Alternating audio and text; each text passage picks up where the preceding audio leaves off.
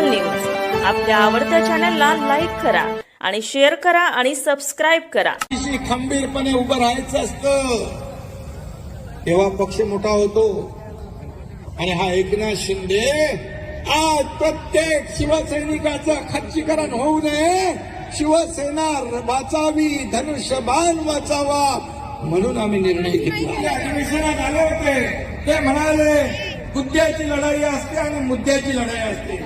मी सांगतो तुम्ही गुद्द्याची लढाईवर उतरला तरी सुद्धा आम्ही गुद्द्याची लढाई गुद्द्याने नाही लढणार, मुद्द्याने लढणार आणि तुमचे आरोपाला उत्तर कामाने देणार। आपल्या सरकारबद्दलचा विश्वास पाहायला मिळतो, प्रेम पाहायला मिळतो, त्यांचा विश्वास हीच आपली कमाई आहे। तसं वागावं लागतं।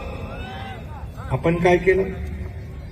आज बाळासाहेबांचे विचार सोडले, भूमिका सोडली, सगळं सोडलं खुर्चीसाठी, सत्तेसाठी। हजारो शेकडो निलमताई बसल्यात, इथं मनीषाताई बसल्यात, विधान परिषदेतले आमदार।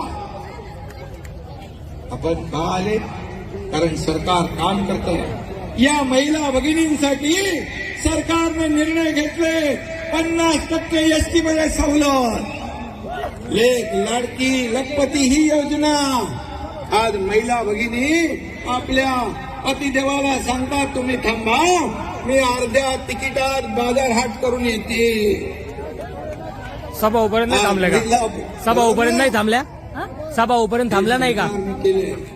आता महिला बचत गटाला सक्षम आपण करतोय, बाबाला लवकर निघाले, त्यांना असलेलं मानधन फंड आपण वाढवतोय, दुप्पट करतोय आणि म्हणून महिला सक्षमीकरण धोरण आपण आणतोय।